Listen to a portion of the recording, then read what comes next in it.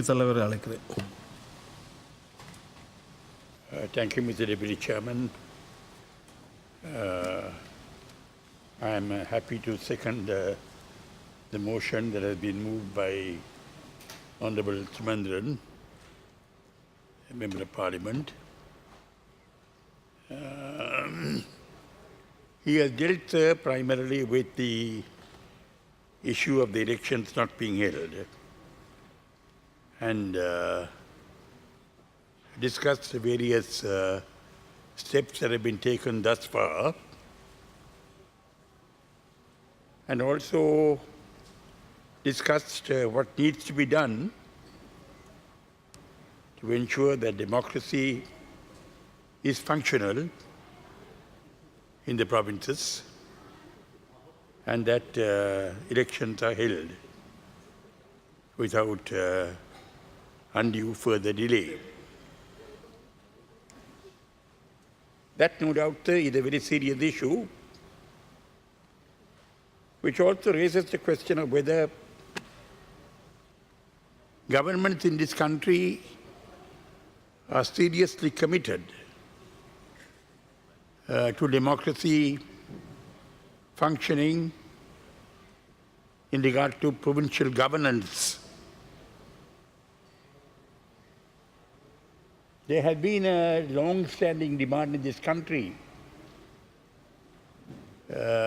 in regard to the sharing of powers of governance. This has been in vogue for a long time. In fact, I might mention that the first person in this country who talked in terms of arrangements that would ensure a credible sharing of powers of governance was the late Mr. S.W.R.D. Bandaranaike when he returned to this country in the 1920s. He delivered several speeches and wrote several articles advocating a system of governance that would enable the sharing of power, that would enable regions or provinces to be able to exercise powers of governance. It has been a century since that happened. That happened in the 20s. Almost a century will pass in a few more years since that happened, and we have not been able to have in place a credible power sharing arrangement, an effective power sharing arrangement where we can also ensure that elections are held at the proper time.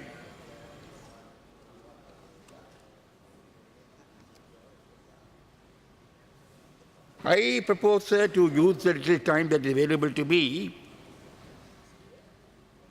to address the issue of not merely holding the provincial council election, which has been dealt with fairly comprehensively by the mover of the motion, but also to ensure that provincial councils are able to function effectively so as to serve the people in the provinces in terms of the powers vested in the provinces. That too is a very serious issue which needs to be addressed. Provincial councils came about in this country in 1987-88 when there was the 13th Amendment to the Constitution. And it will be interesting for us to observe what happened after 1987 and 1988 when there was the 13th Amendment.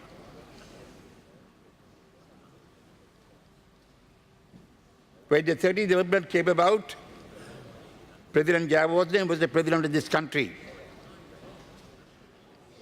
He was succeeded by President Ranasinghe Premadasa. President Ranasinghe Premadasa being fully aware that the 13th Amendment was inadequate to enable provinces to govern their areas effectively and to ensure that the people were really, truly the beneficiaries of provincial governance, appointed a select committee chaired by Mr. Mangala Munasinghe, a leading member of the Sri Lanka Freedom Party, to submit a report in regard to a new constitution which will also encompass the issue of provincial governance. And there was a report submitted by Mr. Mangala Munasinghe that took the constitutional arrangements pertaining to provincial governance far beyond the 13th Amendment of the Constitution. That was followed, sir, in 1994, when President Chandrika Bandaranaike Kumarasunghe became president. She came up with proposals in 1995, in 1997, and eventually there were constitutional proposals that were tabled in Parliament in 2000 August, which are the blessings of the present President, Mr. Maithripala Sirisena, and the former President, Mr. Mahinda Rajapaksa, both of whom were cabinet ministers in the cabinet of Madam Chandrika Bandaranaike Kumarasunghe, and they approved the proposals that came to Parliament in 2000 August. Then during my President Mahinda Rajapaksa's time, there was the APRC appointed by him and the experts committee appointed by him, and statements and speeches made by him which talked of maximum possible devolution, which talked of power sharing arrangements that are available in other countries, which he wanted the experts to study as a basis for their proposals. He wanted people to determine their destiny in the areas in which they lived. And there was the Titsavitana APRC, all parties representative committee, which came up with its proposals. These are also matters of record. I am mentioning these matters to show, sir, that after the enactment of the 13th Amendment, from the time of the enactment of the 13th Amendment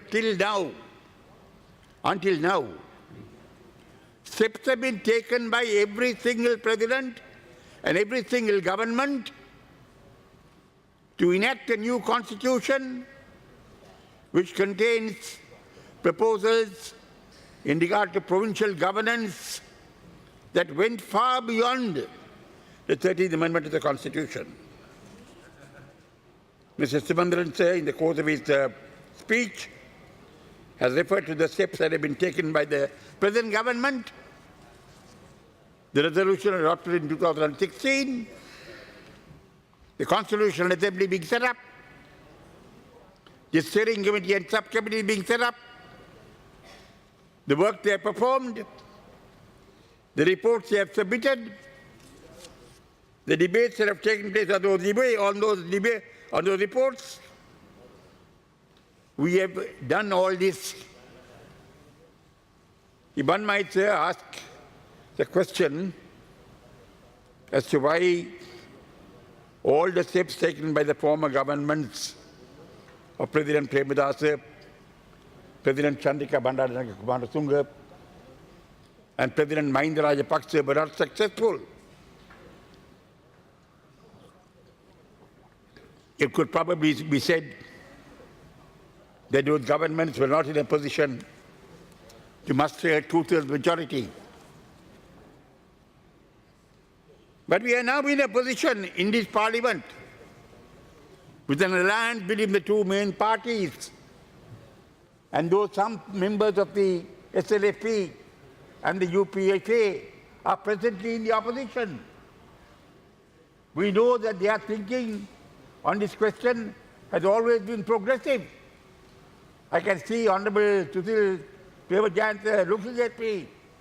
I'm aware personally that, for instance, his thinking on this issue has always been progressive.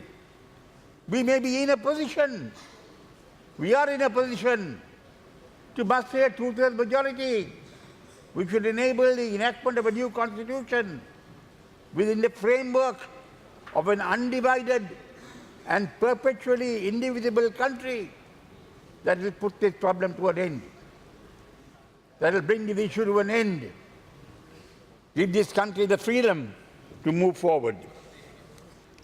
That is why, sir, I think it is fundamental that we also address the question of whether and what needs to be done to ensure that the failures of the former governments do not deter us.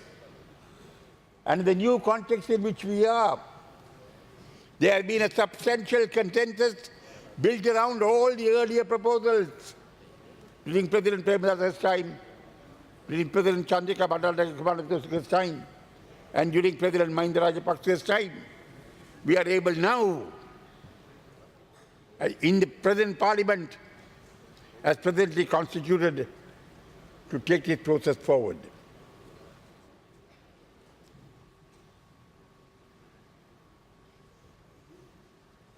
Sir, our country has no future unless we have a new constitution, which brings to an end the conflict that has arisen in this country as a result of the national question. In fact, in the last few days in Parliament, over a speech made by a state minister, there has been a lot of agitation. Understandably. Why is all this happening? All this is happening because there is no final resolution of the conflict. And because we have not been able to frame a constitution which all of us can accept. While every opportunity had existed to frame such a constitution. Mr. Bandaranaike, I said, say, in 1926, when he returned from Oxford,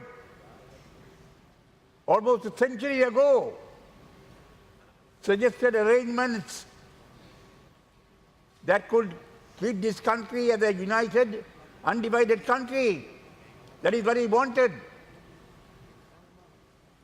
He remained committed to that position, sir, but he was the first Sinhalese leader who entered into a pact with the Tamil leader, my leader, Mr. S.K. Selvanagam, in order to give this country regional autonomy.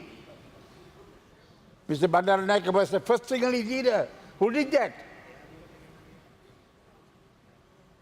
Nobody else was able to do that.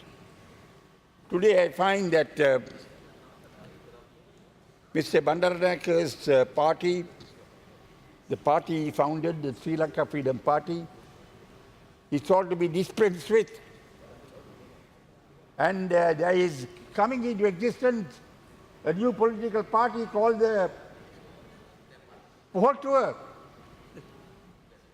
Podujana Perumana,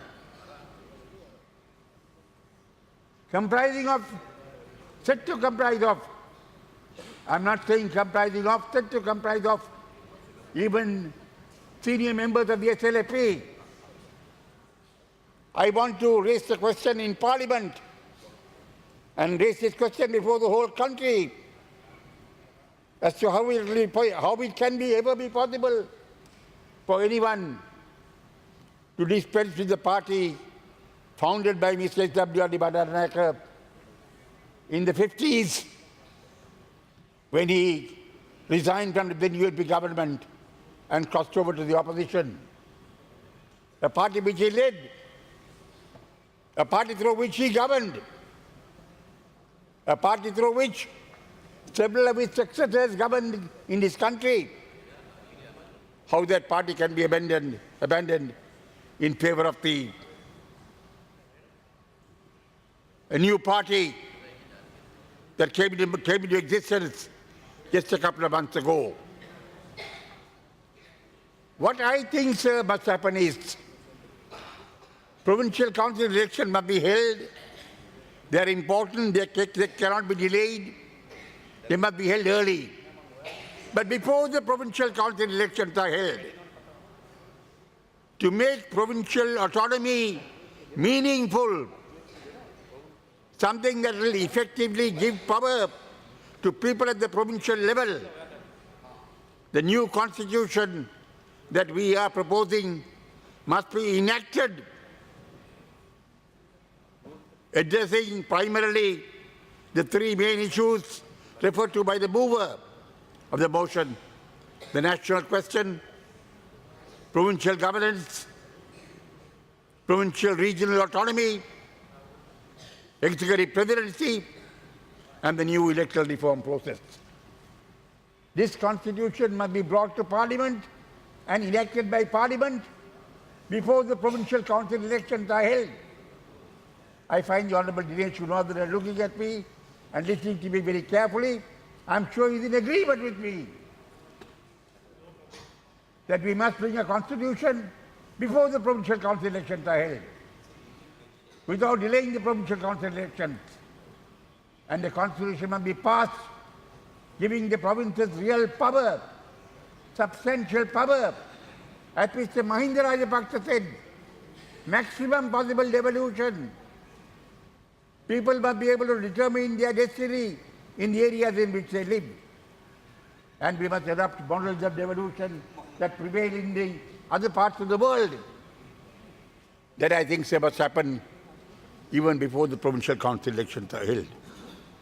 So my submission would be, sir, that while I'm in total agreement with the motion that democracy must be restored in the provinces, that there must be early provincial council elections, that this tendency to give stepmotherly treatment to provinces is unacceptable, I would also urge that the only way in which that can be ensured is by introducing the new constitution that gives the provinces substantial power and ensures that elections are held in due time, and that the people in the provinces, as the beneficiaries of such power, are able to govern themselves in the areas in which they live.